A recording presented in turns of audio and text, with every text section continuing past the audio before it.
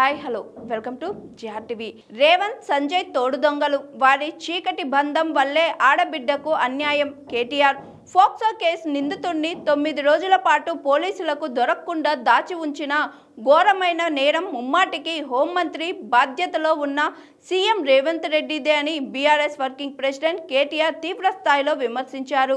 కేంద్ర మంత్రి బండి సంజయ్ సీఎం రేవంత్ రెడ్డి తోడు దొంగలని, వారి మధ్య ఉన్న చీకటి అనుబంధం వల్లే ఒక ఆడబిడ్డకు అన్యాయం జరిగిందని మండిపడ్డారు. హైకోర్టు బెయిల్ ఇచ్చే ప్రసక్తే లేదని తేల్చేసి చెప్పడం, ఆడబిడ్డలు ప్రభుత్వంపై దుమ్మెత్తి పోయడంతోనే సిగ్గు తెచ్చుకొని గత్యంతరం లేక నిందితుడిని అరెస్టు చేశారని చెప్పారు. ఫోక్సో కేసులో నిందితుడి తండ్రి సాధారణ వ్యక్తి అయితే ఇలాగే వదిలేస్తారా అని ప్రశ్నించారు. హోంశాఖకు బాధితుడిగా ఉన్న సీఎం ప్రధాని పర్యటన వల్ల పోలీసులంతా బిజీగా ఉన్నారని సాకులు చెప్పినందుకు సిగ్గుపడాలని నిప్పులు చెరిగారు. బీఆర్ఎస్ పోరాడకపోయి ఉంటే బాధితురాలకి ఈ మాత్రం కూడా న్యాయం దక్కేది కాదని గుర్తు చేశారు. కనీసం అది చూసిన తర్వాతనన్నా ఒక రివ్యూ చేసుకుంటారేమో. ముఖ్యమంత్రి గారికి డబ్బు సంచుల మీద ఉన్న దృష్టి ఏదైతే ఉన్నదో కనీసం కొద్దిగానన్నా ధాన్యం సంచుల మీద పెడతారేమో, కొద్దిగానన్నా ఎఫర్ట్ పెడతారేమో, ఒక రివ్యూ చేస్తారేమో అని చెప్పి మేము ఆశించినాం. కానీ నిన్న ముఖ్యమంత్రి గారికి ఆయన మాటలు వింటే నిన్న ప్రెస్ కాన్ఫరెన్స్లో నిజంగా చాలా చాలా ఆశ్చర్యం అనిపించింది, కొంత బాధ కూడా కలిగింది. దానికి తోడు మంత్రి గారు, సివిల్ సప్లైస్ మినిస్టర్ గారు చాలా దుర్మార్గంగా, చాలా కిరాతకంగా ఆయన మాట్లాడిన మాట, ఎవరూ చనిపోలేదు, ఎక్కడా చనిపోలేదు. ఇది నా సొంత కవిత్వం కాదు, పత్రికల్లో వచ్చిన వార్తలే నేను చూపెడతా ఉన్నాను.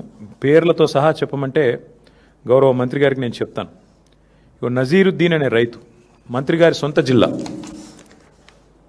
నల్గొండ జిల్లా నకరేకల్ కాన్స్టిట్యున్సీ, ఉత్తమ్ కుమార్ రెడ్డి గారి సొంత జిల్లాలో నజీరుద్దీన్ అనే రైతు, మొహమ్మద్ నజీరుద్దీన్, ధాన్యం కుప్పల మీద కూలిపోయి నకరేకల్ పట్టణంలో చనిపోయిన పరిస్థితి.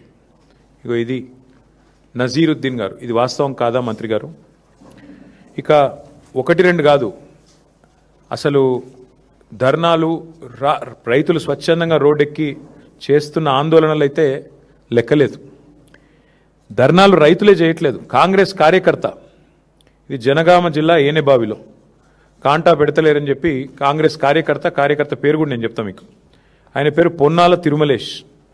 200 బస్తాలు వండించిండు, కాంటా పెడతలేరు, జోక్తలేరు, ఇదేం దరిద్రం అని చెప్పి కాంగ్రెస్ కార్యకర్త తిరుమలేష్ గారు అర్ధనగ్నంగా నిరసన చెప్తున్న ఫోటో ఇది. అట్లాగే ఎక్కడో కాదు, నిన్నటికి నిన్న కొడంగల్ నియోజకవర్గం దౌలతాబాద్, ఆ ఊరి పేరు ఏదో ఉంది, నేను మర్చిపోయాను. మొత్తం రైతులందరూ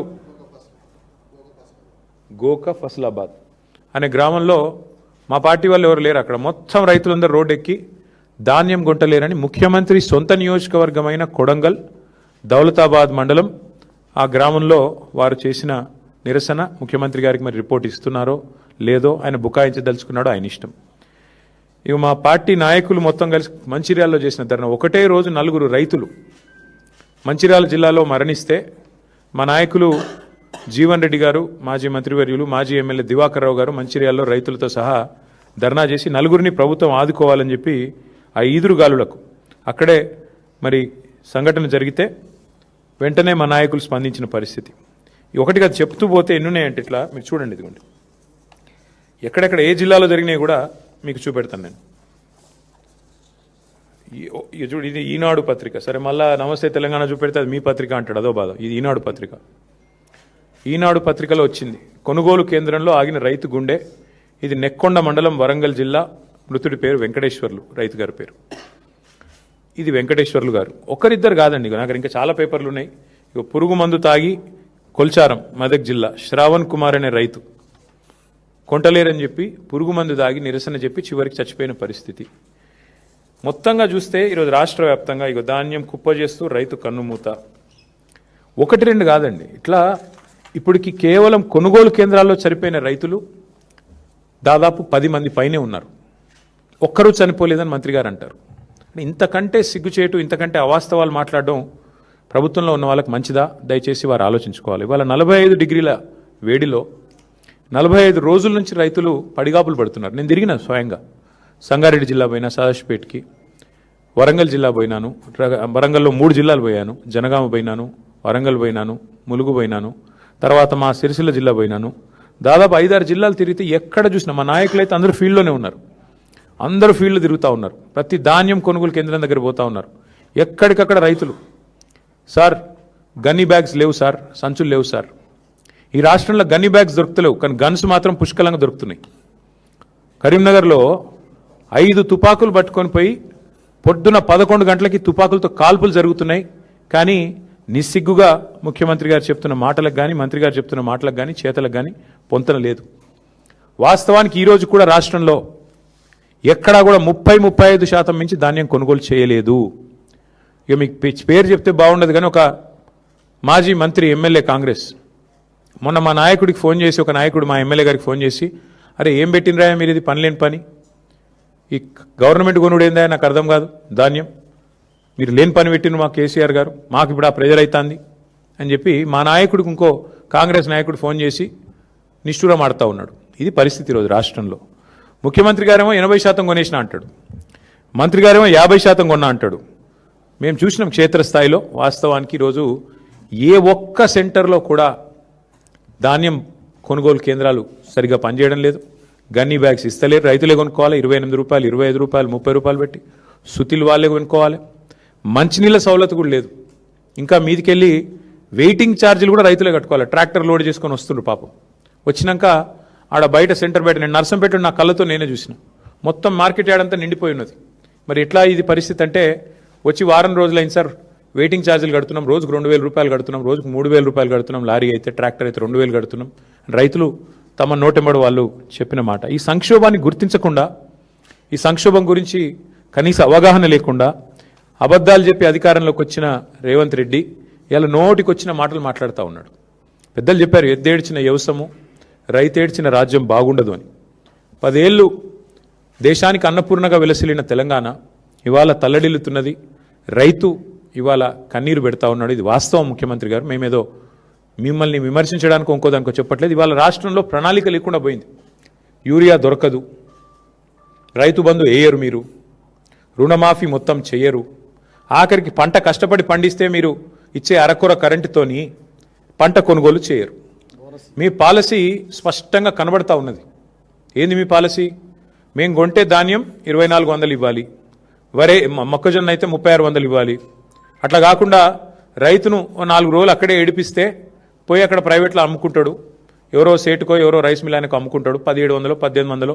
ఇక సచినోడి పెళ్లికి వచ్చిందే కట్నం అన్నట్టు ప్రభుత్వం ఎట్లా కొంటలేదు కదా, ఆయన వర్షం కింద పడితే నాశనం అయిపోతుంది పంట, మొలకెత్తితే మళ్ళీ వీళ్ళు కొనరు అని చెప్పి ఇవాళ ఆ పరిస్థితుల్లో రైతు ఉన్నాడు. ఇవాళ ముఖ్యమంత్రి గారు ఇంకా కూడా బుకాయింపులతో, బెదిరింపులతో, హుంకరింపులతో, అబద్ధాలతో నెట్టుకొస్తా అనుకుంటా ఉన్నాడు. మేము ప్రభుత్వంలో ఉన్నప్పుడు ఇదే ముఖ్యమంత్రి గారు తరుగు గురించి బాగా మాట్లాడిండు. ఇంత తీస్తారు, అట్లెట్లా తీస్తారు, ఇట్లెట్లా తీస్తారు. ఇవాళ వాస్తవానికి 6 నుంచి 8 కిలోల తరుగు తీస్తూ ఉన్నారు. ఇది వాస్తవం. ముఖ్యమంత్రి గారిని కాంగ్రెస్ పార్టీ నాయకులని ఒకటే అడుగుతున్నా, ప్లేస్ మీరు డిసైడ్ చేయండి, ఏ ఊరు మీరు డిసైడ్ చేయండి, మేము వస్తాం, మా నాయకులందరం వస్తాం, ఏ సెంటర్ కన్నా పోదాం రాష్ట్రంలో. మీరు కొడంగల్ నియోజకవర్గంలోని ఏ సెంటర్ అయినా మేము రెడీ. ఎక్కడన్నా కూడా మీరు చెప్పినట్టు 80% కొనుగోలు జరిగినాయని మీరు రుజువు చేస్తే ఏ శిక్షకైనా మేము సిద్ధం ముఖ్యమంత్రి గారని నేను విజ్ఞప్తి చేస్తా ఉన్నాను. దయచేసి భేషజానికి పోకండి. అనవసరంగా ఏదో డైలాగులతో, పెద్ద పెద్ద మాటలతో, ఇంకా ఎలక్షన్లు చాలా దూరం ఉన్నాయి, ఇంకా 2.5 ఏళ్ళు ఉంది. ఇప్పటి నుంచే ఎందుకు ప్రతిదానికి రాజకీయం? దయచేసి భేషజానికి పోకుండా, అహంభావానికి పోకుండా, మేము చెప్తున్నాం కదా వీళ్ళెవరు చెప్పడానికని అనవసరపు దీనికి పోకుండా, బ్రోకర్ల పాలవుతున్న ధాన్యాన్ని, మధ్య దళారులు ఏదైతే ఇవాళ గవర్నమెంట్ కొంటలేదు కాబట్టి దళారులకు అమ్ముకునే దుస్థితి ఏదైతే రైతులకు వచ్చిందో దీని నుంచి నివారించండి. మా శ్రీనివాస్ గౌడ్ గారు గుర్తు చేస్తూ ఉన్నారు, బోనస్ ఎగ్గొట్టిండు అని. బోనస్ కాదు, ఈ ప్రభుత్వమే పెద్ద బోగస్. ఈ ప్రభుత్వమే పెద్ద బోగసు. అలా రైతు డిక్లరేషన్ అంత పెద్ద బోగస్ ఇంకోటి లేనేలేదు. 34 హామీలు ఇచ్చారు రైతు డిక్లరేషన్లో. ఒక్కటన్నా అమలైందా ఈ రాష్ట్రంలో? 4 ఏళ్ల కిందట రాహుల్ గాంధీ గారు వచ్చి వరంగల్లో మీటింగ్ పెడితే అదే రోజు మళ్ళీ మేము మొన్న పెట్టాం రైతు సంగ్రామ సదస్సు అని వరంగల్లో పెట్టినాం. ఆ రోజు అడిగాను నేను, ఎంతసేపు ముఖ్యమంత్రిని తిట్టిండి. నేను ముఖ్యమంత్రిని తిట్టలే, రైతు బంధు వేయకుండా ఉండేందుకు మేము ఏమైనా దివానాగాళ్ళమా అన్నాడు ముఖ్యమంత్రి. నేను గదే గుర్తు చేసిన. ఇప్పుడు ఏని దివానగాడు కూడా నేను అడిగిన. నేను ముఖ్యమంత్రి గారు నేనేం తిట్టలే. కేవలం ఆనాడు మేమేమైనా దివానగాళ్ళమా, మాకేమైనా దిమాక్ లేదా అన్నాడు. నేను గదే చెప్పిన. మరి దివానగాళ్ళు ఎవరు, దిమాక్ లేని వాళ్ళు ఎవరు అని అడిగిన. దానికి అసలు విషయం చెప్పకుండా రైతు బంధు ఇప్పుడు 4వ సారి సక్సెస్ఫుల్గా కొట్టారు ఈ ప్రభుత్వం వచ్చాక. అట్లాగే 15,000 ఇస్తామని డైలాగులు కొట్టారు. ఆ ఇచ్చిన ఒక్కసారి 12,000 ఇచ్చినారు. ఇక చెప్తూ పోతే చాలా ఉన్నాయి. విత్తనాలు దొరకవు, యూరియా దొరకదు, షాపులో లేదు కాబట్టి దాచిపెట్టేందుకు యాప్లో అని చెప్పి యాప్ డ్రామాలు, ఇవన్నీ రైతులు చూస్తున్నారు. ముఖ్యమంత్రి గారు మీ హుంకరింపులు, మీ అబద్ధాలు. ఇవాళ లారీలు లేవు, ట్రాన్స్పోర్ట్ చేసేటోడు లేడు, బస్తాలు దించేటోడు లేడు, హమాలి దిక్కులేడు, మీ ప్రభుత్వానికి ప్రణాళిక లేదు. పోనీ కేంద్ర ప్రభుత్వం ఏమన్నా వాళ్ళేమన్నా మంచి చేస్తున్నారంటే మన ప్రధానమంత్రి గారు వచ్చి మన రాష్ట్రానికి వచ్చి హైదరాబాద్లో మీటింగ్ పెట్టి సావు కబురు చల్లగా చెప్పిపోయిండు. రైతులు యూరియా వాడుడు తక్కువ చేయాలి, బంగారం కొనుడు తక్కువ చేయాలి. మరి ఆ పెద్ద మనిషి వచ్చి శుద్ధులు చెప్పిండు. దాన్ని బట్టి అర్థమయ్యేది ఏంటంటే నాకు వచ్చే సీజన్లో కూడా తప్పదు. కాంగ్రెస్ అనే ఈ దరిద్రం ఈ రాష్ట్రంలో ఉన్నంతకాలం రైతులకు ఇక్కట్లు తప్పవు, మళ్ళీ యూరియా దొరకదు. ఆయన కేంద్ర ప్రభుత్వానికి నాయకత్వం వహించే పెద్ద ఆయన మోడీ గారు చెప్తున్నారు.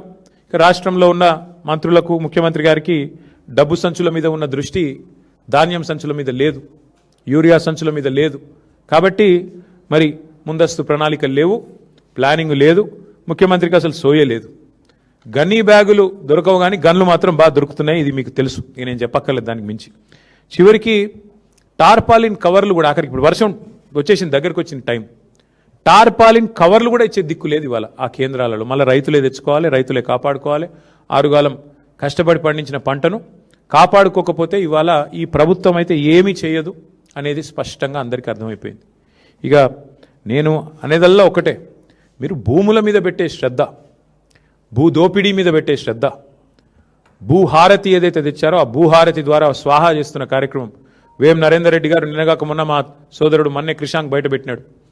ఎట్లా కే సముద్రం మండలంలో అసైన్డ్ పట్టాలను రాయించుకున్నాడు, భూహారతి ద్వారా ఎట్లా స్వాహా చేసినాడు మా సోదరుడు బయటపెట్టాడు. నిన్న శంషాబాద్లో ఎంఆర్ఓ గారి కార్యాలయం మీద ఏసీబీ రైడ్ అయితే అక్కడ కూడా జరిగిన భూదోపిడి, ముఖ్యమంత్రి గారి అనుచరుడు 90 ఎకరాల సీలింగ్ భూమిని ఎంఆర్ఓ స్థాయిలో, కలెక్టర్ స్థాయిలోనే ఆ ఉత్తర్వులు ఇచ్చేసి, ఉత్తర్వులు కూడా ఉన్నాయి, కావాలంటే మీకు ఇస్తాను.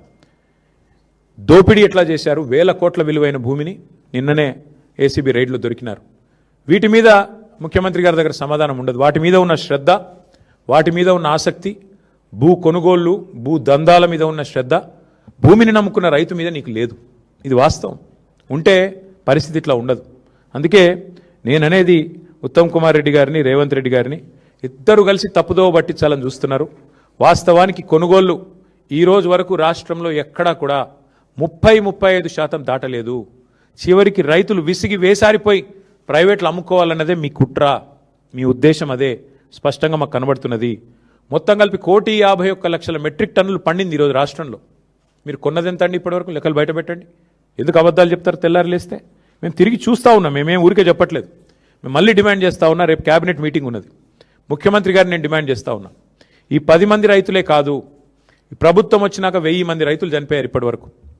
ఆ 1000 మంది రైతులకు కూడా మీ ప్రభుత్వమే వాటిని ప్రభుత్వ హత్యలుగానే గుర్తించి తప్పకుండా వారందరికీ కూడా 25 లక్షల రూపాయల చొప్పున చెల్లించాలని చెప్పి కూడా ఎక్స్గ్రేషియా మేము డిమాండ్ చేస్తూ ఉన్నాం. అట్లాగే ఇవాళ ఇంకా విచిత్రమైన ఒక వ్యవస్థ, మా ప్రభుత్వం పోయి 2.5 ఏళ్ళు అయింది. ముఖ్యమంత్రి గారు నోరు తెరిస్తే మా మీద ఏడుపులే. ఇంకా కూడా నోరు తెరిస్తే కేసీఆర్ గారి మీద, మా పార్టీ మీద ఏడుపులు తప్ప మరి ఇవాళ ఎక్కడా కూడా ఒక్క మాట కూడా వేరే వినబడడం లేదు. ముఖ్యమంత్రి గారిని, మంత్రులు నేను డిమాండ్ చేస్తూ ఉన్నా ప్రధాన ప్రతిపక్షం తరఫున, రేపటి క్యాబినెట్ సమావేశంలో మీరు దయచేసి హయ్యెస్ట్ ప్రయారిటీ ఐటమ్గా ఈ కొనుగోలు అంశం, రైతుల ధాన్యం కొనుగోలు, ఆంక్షలు లేకుండా ధాన్యం కొనుగోలు చేయాలి. మొలకెత్తినా, రంగు మారినా ఇవన్నీ కూడా మీ వ్యవస్థ వైఫల్యం వల్ల నెల నుంచి 45 రోజులుగా ఇవాళ పడిగాపులు కాస్తూ ఉన్నారు రైతులు. మార్కెట్ యార్డ్లలో, ఐకేపీ సెంటర్లలో, సింగిల్ విండోల సెంటర్లలో 8,500 కొనుగోలు కేంద్రాల దగ్గర పడిగాపులు కాస్తున్న రైతుల తరపున, లక్షలాది మంది రైతుల తరపున అడుగుతా ఉన్నాం. రేపటి క్యాబినెట్ మీటింగ్లో ఇదే ఎజెండాగా పెట్టండి, సింగిల్ పాయింట్ ఎజెండాగా నడపండి. ఎన్ని కొనుగోలు చేసినారు, ఎన్ని చేస్తున్నారు, అవసరమైతే ఒక శ్వేతపత్రం అధికారికంగా, ఏదో కాకి లెక్కలు కాదు, శ్వేతపత్రం విడుదల చేయండి. ఏ సెంటర్లు ఎంత కొన్నాం, ఎంతమందికి పైసలు వేసినాం, మొక్కలు ఎంత కొన్నారు, వడ్లెన్ని కొన్నారు, జొన్నలు ఎన్ని కొన్నారు, శనగలు ఎన్ని కొన్నారు, ఈ మొత్తం ఏ ఏ పంట ఎంత కొన్నది ప్రభుత్వం ఒక శ్వేతపత్రం విడుదల చేయాలని చెప్పి మేము డిమాండ్ చేస్తూ ఉన్నాం. మీరు కనుక ఒకవేళ స్పందించకపోతే డెఫినెట్గా మా పార్టీ ఇప్పటిదాకా కూడా చాలా ఓపికగా ఉన్నాం. మా నాయకుడు కేసీఆర్ గారు సంయమనం పాటించండి, మరి తొందరపడొద్దు, ప్రభుత్వానికి టైం ఇవ్వాలి అంటే మేము నిజంగానే సంయమనంగా ఉన్నాం. కానీ మరి రైతుల తరపున కింద మీ వైఖరి ఇట్లాగే కొనసాగితే తప్పకుండా ఒక కార్యాచరణ కూడా ప్రకటించి మరి క్షేత్రస్థాయిలో ప్రభుత్వాన్ని ఎక్కడికక్కడ ముప్పు తిప్పలు పెడతామని చెప్పి కూడా రైతుల తరపున మరి హెచ్చరిస్తూ రేపు క్యాబినెట్ మీటింగ్లో ఖచ్చితంగా ఒకటే ఎజెండా ఉండాలి. ఆ ఎజెండా ఖచ్చితంగా రైతులే కావాలని చెప్పి మళ్ళొక్కసారి డిమాండ్ చేస్తూ రైతు కేంద్రంగానే రేపు క్యాబినెట్ జరగాలి.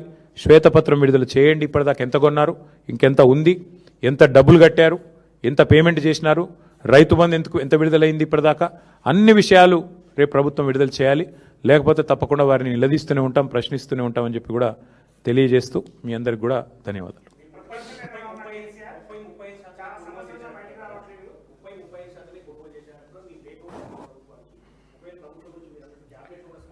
చూద్దాం రేపు క్యాబినెట్లో ఒకవేళ స్పందన రాకపోతే మా పార్టీ ఎట్లాగో యాక్టివ్గానే ఉంది. ఫీల్డ్లో ఇప్పటికే మా నాయకులందరూ పర్యటన చేస్తూనే ఉన్నారు. మా మాజీ ఎమ్మెల్యేలు కానీ, మా నియోజకవర్గాల ఇన్ఛార్జీలు కానీ, జిల్లా పార్టీ అధ్యక్షులు కానీ ఎక్కడి వాళ్ళు అక్కడ ధర్నాల్లో పాల్గొంటున్నారు, ఎక్కడి వారు అక్కడ కొనుగోలు కేంద్రాలు తిరుగుతున్నారు.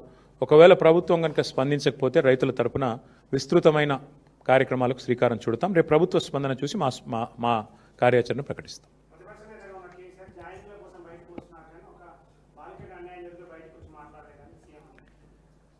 ఇవాళ ప్రభుత్వంలో ఉన్నది కాంగ్రెస్ పార్టీ, కేంద్రంలో అధికారంలో ఉన్నది భారతీయ జనతా పార్టీ. ఈ అంశం మీద మీరు ఒక్కటి దయచేసి మేము మీడియాను కూడా ఈ విషయంలో మీరు ఏమనుకున్నా సరే, మీరు కూడా కళ్ళు చెవులు ముక్కు అన్నీ మూసుకున్నారు 4 రోజులు. అసలు ఒక స్క్రోలింగ్ కూడా వేయలేదు మీడియా.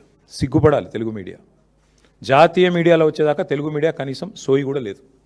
ఇంత సీరియస్ వైఖరి మీద, ఇంత సీరియస్ విషయం మీద అసలు ముఖ్యమంత్రి, కేంద్ర మంత్రి తోడు దొంగల మాదిరిగా ఇద్దరు తోడు దొంగలే.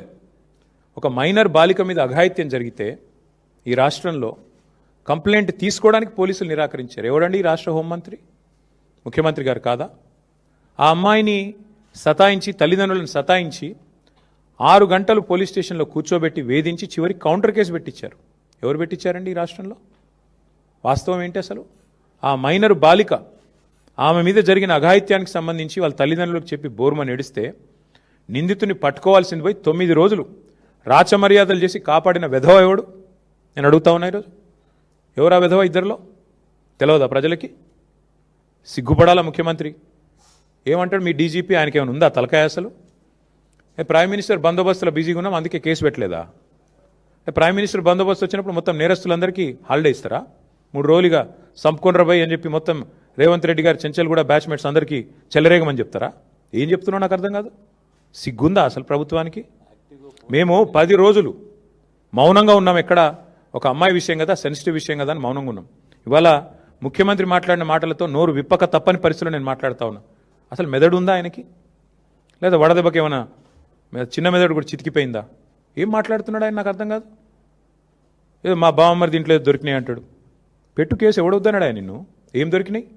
నీ ఎక్సైజ్ సూపరింటెండెంట్ చెప్పింది కదా, అందులో ఏం దొరకలే, ఏం లేదురా నాయన అని. నువ్వేమైనా ప్లాంట్ చేయబోయినట్టున్నావు.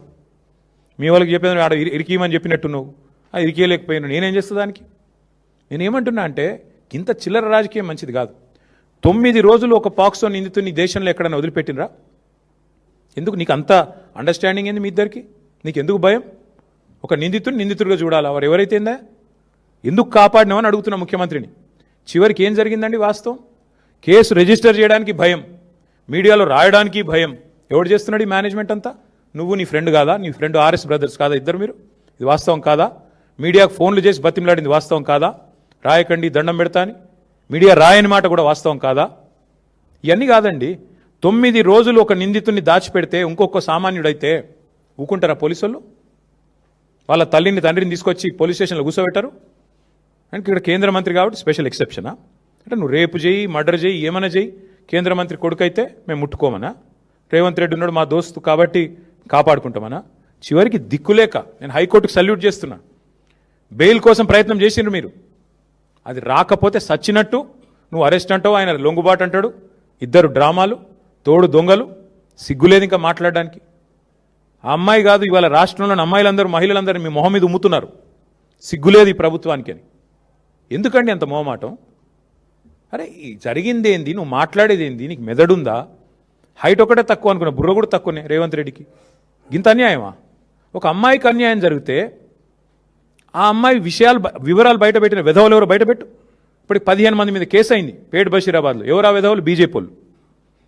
ఆ అమ్మాయి హనీ ట్రాప్ అని రాసిన విధవలు ఎవరు మీడియాలో? నేను అడుగుతున్నా, ఎవరు ఆ విధవ మీడియా? ఏది హనీ ట్రాప్ అని చెప్పి మనీ ట్రాప్లో పడ్డ మీడియా ఎవరు? వాళ్ళని అడుగుతున్నా నేను.